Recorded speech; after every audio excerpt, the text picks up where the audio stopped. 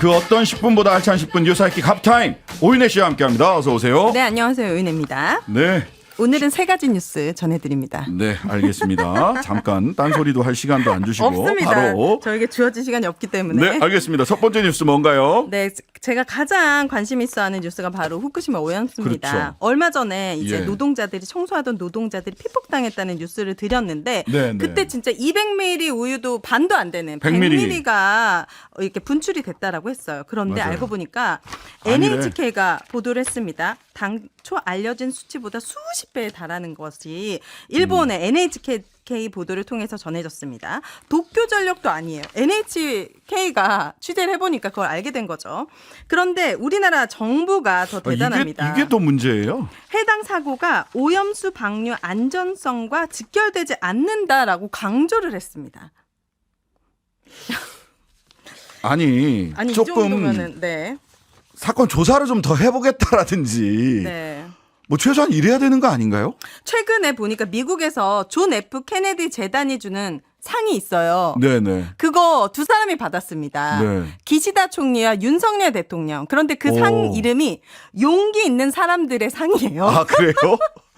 이게 아. 혹시 진짜 국익을 포기한 용기를 칭하는 건 아닌가라는 한탄을 해봅니다. 네. 그래서 참 용기 있는 분들이시구나. 네. 기본적으로 우리가 과연 도쿄전력은 아예 이제 믿을 수가 없고 이게 우리의 사실 직결되잖아요. 너무나 근접 국가이고 수산물도 사실 가공식품 수입을 네. 엄청 하고 있기 때문에. 네. 그러니까 도쿄전력을 신뢰할 수 없다라는 얘기는 최초의 그 사고가 났을 때 후쿠시마에서 사고가 났을 때부터 나왔던 얘기예요. 제가 이 코너에서도 몇 번 말씀을 드렸습니다만 당시 총리가 도쿄전력의 보고를 믿을 수가 없어서 네. 관저를 이전합니다. 그쪽 근처로 가서 본인이 직접 지휘를 시작을 해요. 네. 보고를 믿을 수가 없는 거예요. 후쿠시마. 일본 내에서 말씀하시는 일본 거죠? 내에서 네. 일본 당시 간나오토 총리가 갑니다. 도쿄전력 못 믿겠다. 내 눈으로 봐야 돼. 왜냐하면 그분이 또 과학자 출신이거든요. 네. 내 눈으로 봐야 되겠다. 그래서 직접 지휘를 해요. 네. 관저의 100시간이라고 하는 책이 있습니다. 아예. 그때 도쿄전력이 얼마나 일본 내각까지를 속였는지가 나와요. 심지어는 폭발이 없었다고 얘기를 했어요. 최초에는. 이 용융이 안 됐다. 무너지지 않고 폭발이 없었다라고까지 거짓말을 했었거든요. 일본 내에서도 처벌을 못 하네요. 도쿄전력을. 네. 자, 이게 왜 갑자기 근데 이 뉴스가 나왔을까? 한 번 더 생각을 해보면은요. 10ml로 10ml라는 아주 소량으로 피폭을 당했는데 네. 계속 피폭량이 검출이 돼서 사람들이 병원에 가고 2명은 뭐 계속해서 방사능 네. 수치가 떨어지지 않고라고 하면 네. 더 무섭거든요. 그런데 그래서 소량만으로도 예. 수십 배가 더 나왔다 이렇게 얘기를 NHK에서 보도를 했는데 네. 저는 이 뉴스도 그럼 믿을 수 있느냐 한 번 더 저는 생각해 보게 되더라고요.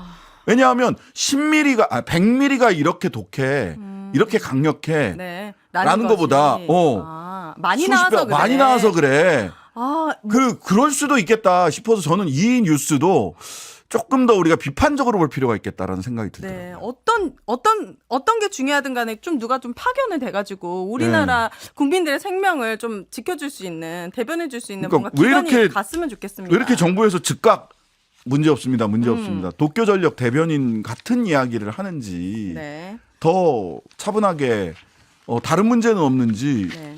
이번에 우리 이거를 지렛대 삼아서 말을 하자면 다른 문제 없는지 우리 가서 상주하면서 감시해야 되겠다라든지 네. 이런 얘기를 해야 되는 거잖아요. 이게 안 좋은 일이지만 이런 안 좋은 일이 있을 때 벌어졌을 때 이것을 지렛대 삼아서 우리가 관여할 수 있는 길을 더 열어내는 것이 한국 정부의 입장이어야 하지 않나요? 당연합니다. 즉각 문제 없습니다. 즉각 문제 없습니다. 이렇게 얘기를 해요. 이해하기 좀 어렵다. 네, 그리고 또 하나 2023년도 대한민국에서 일어날 수 있는 일인가 이해하기 힘든 일이 또 네, 일어났습니다. 자, KBS 보도에 따르면은 국정원이 관리한 정보원의 조작으로 마약 사범으로 몰려가지고 커피숍을 운영하는 A 씨가 인천지검으로 송치가 됐어요. 네. 그런데 공교롭게도 어쩌면 아주 다행이게도 서울 서부지검에서 진범이 잡힌 거예요. 그런데 이 A 씨는 공소가 취소가 되지 않고 최근까지 계속 재판을 받고 있다라고 합니다. 네. 그래서 인천지검 서울중앙지검은 A 씨에 대한 기본권 보장 책무를 다하지 못해서 사과를 또 했습니다. 그런데 4시간 전에 또 KBS가 네. 또 보도를 했습니다. 이 마약 사범을 조작해서 당한 피해자가 사실 또 있더라. 이분은 30일 동안 구속 상태로 또 수사를 했다라는 거죠. 이 A 씨 그리고 이 B 씨 똑같이 수법이 동일해요. 알 수 없는 국제 소포가 도착을 하는데 여기에 그 마약이 들어있는 거예요. 그러니까요. 이게 보니까 이 사건을 이렇게 만들어낸 사람은 손 씨라는 사람이더라고요. 아, 네. 정보원 말씀하시는 정보원, 국정원 정보원이에요. 국정원 정보원이고 마약 범죄 경력이 있는 분이에요. 보통 이 경찰들도 그렇고 마수대, 마약 수사대 쪽에서 그런 네. 정보원들을 통해서 마약 다른 범죄자들을 이렇게 찾아내긴 하는데 근데 이 사람이 실적이 될 국정원 직원이 실적이 될 정보를 달라 이렇게 요청을 받고는 이거 실적을 내가 해줘야지 나도 이 뭐 정보비를 받든 아니면 내 범죄가 좀 은폐가 되든 이렇게 생각을 했나 봐요. 네. 필리핀에 있는 마약 조직에 연락을 해가지고 갑자기 말을 하자면 뭐 내가 알고 있는 몇몇 사람들한테 뭐 신장식이나 오윤회 이런 사람들 앞으로 마약을 국제우편으로 보내게 한 거예요.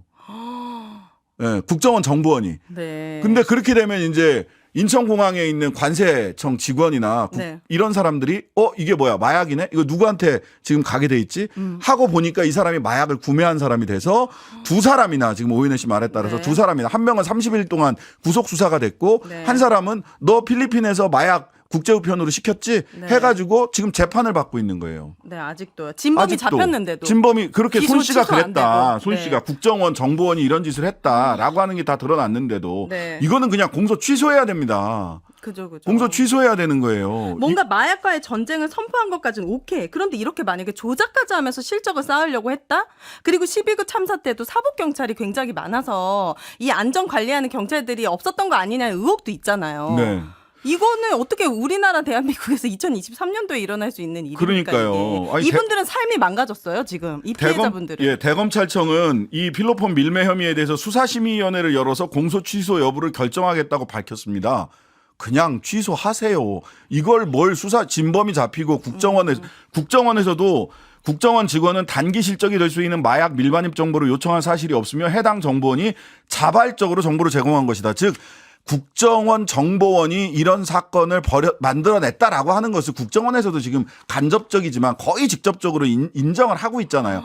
그럼 공소 취소해야죠. 왜 수사심의위원회 등의 불필요한 절차를 거치는지 물론 수사심의위원회가 필요할 때도 있습니다. 네. 하지만 이런 거는 지금 사실관계가 너무 명확하잖아요. 네. 적어도 국정원에서 실제로 시켰는지 안 시켰는지는 저는 수사나 감사의 대상이라고 보고요. 네. 이 정보원이 무고한 것은 분명하지 않습니까? 사람을. 네, 그렇죠. 조작한 거는 분명한 거죠. 예. 네. 좀 그리고 이해할 수 없어요. 정말. 이 마약 수사에 관련해서도 보니까 10대, 20대 청소년들이 지금 마약에 많이 노출되어 있다고 하는데 뭐 네. 텔레그램이나 이런 걸 통해서 막 구입을 한다면서요. 네. 그러면은 엄마 입장에서는 이 공급책 윗 대가리들을 잡아가지고 아예 공급이나 유통을 못하게 못하거든요. 그렇게 저는 해야 된다고 생각합니다. 네. 소비자들도 당연히 처벌해야겠지만은 네. 큰 거를 좀 잡아줬으면 좋겠습니다. 그거는 이제 마약의 처벌 범위를 어떻게 할 거냐는 각 나라마다 다르고 논쟁의 영역입니다. 형사 정책상. 즉 단순 사용자는 치료의 대상이지 네. 처벌의 대상이 아니다. 공급자는요. 유통업자들은 더 강하게 처벌해야 당연히 됩니다. 그 사람들을 잡아들였으면 좋겠습니다. 이게 이제 중국 쪽에서는 그렇게 하거든요. 물론 중국에서 치료한다고 보낸 병원이 네. 감옥보다 더하다 이런 얘기도 있기는 한데 네. 사실은 마약 같은 경우는 단순 사용자는 치료의 대상으로 보는 것이 형사정책상 더 적절하지 않냐라고 네. 하는 얘기들을 하죠. 공급자나 유통하는 사람들은 보다 더 엄하게 처벌을 하고 네. 그래야 된다. 왜냐하면 감옥에 들어가서 더 여러 가지 유통 경로를 배워갖고 나오는 경우도 있어요. 아, 그렇습니다. 예. 자, 마지막 뉴스는 바로 네. 공수처 관련한 뉴스입니다. 네. 지금 유병호 감사원 사무총장이 계속 지금 3번째 소환 요구를 했어요. 두 번째까지 불응을 했습니다. 이분이 전현희 전 국민권익위원장에 대한 표적 감사 의혹을 수사 중이에요. 지금 공수처가. 그런데 핵심 피의자인 유병호 감사원 그리고 보니까 오늘자 경향신문 취재에 따르면 감사원 사무처 직원들도 공수처 조사에 불응하고 있다고 합니다. 그래서 3번을 불응하면은 사전 체포영장 청구가 체포영장 날라올 수 있어요. 네, 뭐 그때쯤 그렇게 되면 아마 합니다. 나가지 않을까 싶은데 네. 태도가 문제죠. 유병호 감사원 사무총장이요. 그 국회에서 국정감사 때도 뭐 마이크 꺼져고 그 질문하지도 않았는데 본인이 껴들어가지고 의원들 얘기해요? 얘기하고 있는데 막 껴들기도 했고요. 그 다음에 이 관련해서요, 압색도 대비해서 뭐 다 없애고 증거 없애고 막 이랬어요. 미리요. 예. 그리고 외부에 무슨 사무실을 하나 차렸던가 하여튼간에 압색 대비해서도 이 증거 없애고 압색을 대비해가지고 네. 했던 이런 것들도 사실은 공무집행 방해 혐의를 받을 수도 있어요. 조직적으로 뭐 개인이 자기 증거를 없애는 거는 그거는 법으로 처벌받지 않습니다. 그런데 공조직이 조직적으로 증거인멸을 했다라고 한다면 증거인멸 교사나 공무집행 방해의 혐의가 있을 수도 있거든요. 네. 그러니까 너무 네. 오만하다라는 이야기를 네, 공수처가 꼭 실적을 쌓는 모습을 보고 싶습니다. 공수처의 실적. 네, 기대합니다. 알겠습니다. 3부에서는 용해인 김용태 두 분 만나보겠습니다. 오늘의 아프타임은 여기까지. 감사합니다. 하루 종일 기다려지는 진짜 시사. 평일 저녁 6시 5분 신장식의 뉴스 하이킥.